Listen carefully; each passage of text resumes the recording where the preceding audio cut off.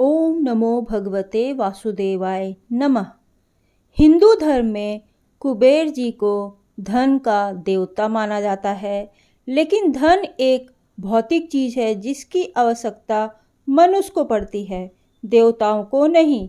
लेकिन एक बार भगवान विष्णु को भी इस धन की आवश्यकता आ पड़ी और उन्होंने कुबेर जी से ढेर सारा धन ऋण के तौर पर ले लिया। सुनने में यह प्रसंग बेहद ही दिलचस्प लगता है, लेकिन इस प्रसंग के पीछे का कारण क्या है, चलिए सुनते हैं। तमिल की धार्मिक ग्रंथों में भगवान विष्णु द्वारा कुबेर जी से धन उधार लेने की कथा मिलती है।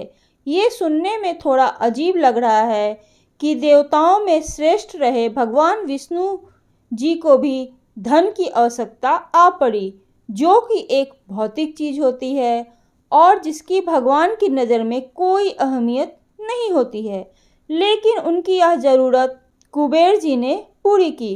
कुबेर जी ने उन्हें धन दिया, लेकिन ऋण के तौर पर भगवान विष्णु ने तांबे के पत्र पर लिखकर भगवान कुबेर जी से ऋण मांगा था और वो ऋण इतना ज़्यादा था कि आज तक विष्णु जी उस ऋण को चुका नहीं पाए हैं।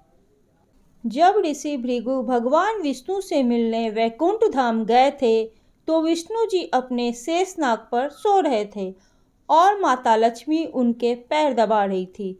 भृगु ऋषि ने विष्णु जी को आवाज़ लगाई, लेकिन विष्णु जी ने कोई जवाब नहीं दिया। भृगु ऋषि इसे अपना अपमान समझ बैठे और क्रोधित होकर उन्होंने भगवान की छाती पर जोर से लात मारी। लात लगते ही विष्णु जी उठ खड़े हुए और ऋषि के पैरों को पकड़कर पूछने लगे, मुझे लात मारने से आपके पैरों में दर्द तो नहीं हुआ? उनका प्रेम देखकर ऋषि तो प्रसन्न हो गए, लेकिन माता लक्ष्मी नाराज हो गई और वैकुंठ धाम छोड़कर चली गईं। बाद में लक्ष्मी जी धरती पर एक राजा के घर कन्या के रूप में जन्मी और उनका नाम पद्मावती पड़ा। लक्ष्मी जी का साथ पाने के लिए भगवान विष्णु ने श्रीनिवास नाम से धरती पर जन्म लिया।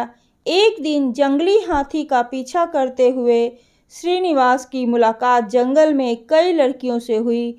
श्रीनिवास कुछ कह पाते उससे पहले ही उनकी नज़र राजकुमारी पद्मावती पर पड़ी और उन्हें माता लक्ष्मी का रूप पता चला। वो जंगल से वापस आए और उन्होंने अपनी गुरु माता को सारी बात बताई। उन्होंने गुरु माता से कहा, यदि आप मुझे अपना पुत्र मानती हैं तो राजकुमारी से मेरा विवाह करा दीजिए। उनकी बात मानकर गुरु माता विवाह का प्रस्ताव लेकर राजा के पास गईं। राजा ने गुरु बृहस्पति से जब इस विवाह के लिए पूछा तो बृहस्पति जी ने कहा कि पद्मावती का जन्म ही उस विवाह के लिए हुआ है। उनकी बात सुनकर राजा ने विवाह की सहमति दे दी। लेकिन इधर गुरु माँ इस बात से भी चिंतित थी कि श्रीनिवास के पास कुछ भी नहीं था और वो एक राजकुमारी से विवाह करने जा रहा है।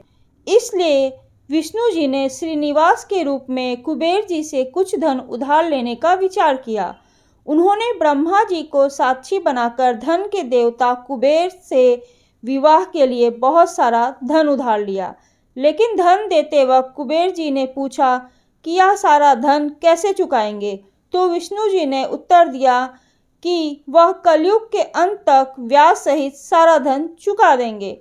आज विष्णु जी भगवान वेंकटेश श्रीनिवास के रूप में आंध्र प्रदेश के तिरुपति बालाजी में विराजमान हैं और कहा जाता है कि बालाजी अपने भक्तों द्वारा चढ़ाए गए प्रसाद से ही वह ऋण चुकाते हैं, इसलिए भक्त उन्हें सबसे अधिक आभूषण चढ़ाते हैं।